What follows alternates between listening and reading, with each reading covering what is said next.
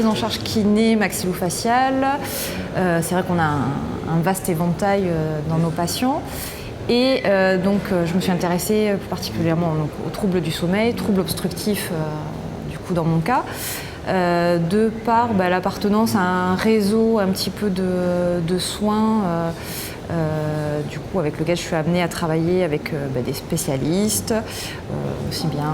médecins généralistes, des ORL, des pneumos, etc. Et c'est vrai que du coup ça fait maintenant 10 ans que je fais de la rééducation maxillofaciale et là, ça va faire 6 ans que je travaille un petit peu dans ce réseau de soins. Et j'ai de plus en plus dans mon cabinet de patients présentant des troubles du sommeil. Donc c'est vrai que mon activité se spécialise de plus en plus. J'ai de plus en plus de patients présentant des troubles du sommeil, mais les patients hors prise en charge sommeil, maintenant du coup, moi maintenant mon expérience fait que j'ai intégré des questionnaires, on va dire, du sommeil, et je suis très impliquée dans, on va dire, un petit peu tout ce qui va être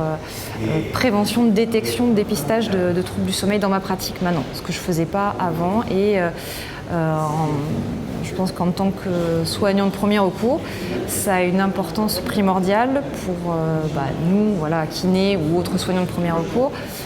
de détecter, dépister dans notre pratique au quotidien les patients présentant des troubles du sommeil. Nous, on est vraiment en première ligne, c'est-à-dire qu'on a la chance de voir des patients et on les voit souvent par rapport à d'autres professions médicales, on va dire. Donc on a vraiment un rôle très important dans ce dépistage-là parce qu'on récupère malheureusement dans les boucles de soins des patients qui n'ont pas été dépistés du tout parce que on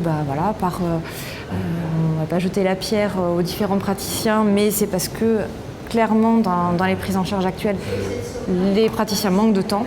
et nous on en a parce que du coup nos consultations sont plus longues qu'un médecin généraliste par exemple, on a cette chance-là et on va voir les patients de manière beaucoup plus fréquente. On a un rôle important dans ce dépistage-là et après on a un rôle aussi déterminant parce qu'on va communiquer avec les prescripteurs dont le médecin généraliste et ce rapport particulier qu'on a avec les médecins généralistes fait que du coup un patient qui est passé à la trappe pour X raisons, du coup on va le réorienter et après ce patient réorienté vers le médecin généraliste va pouvoir bénéficier d'une prise en charge adéquate dans sa prise en charge de pathologie du sommeil. Le soignant de premier recours a une place, à mon avis, prépondérante dans cette prise en charge et après je pense que c'est malheureusement la problématique dans toutes les professions médicales, paramédicales. La présentation, on va dire, des troubles du sommeil n'est pas assez abordée dans le cursus général. Donc il y aurait peut-être des choses à faire de ce côté-là, mais à mon avis, on est quand même indispensable et on est un des maillons de la prise en charge et un maillon important.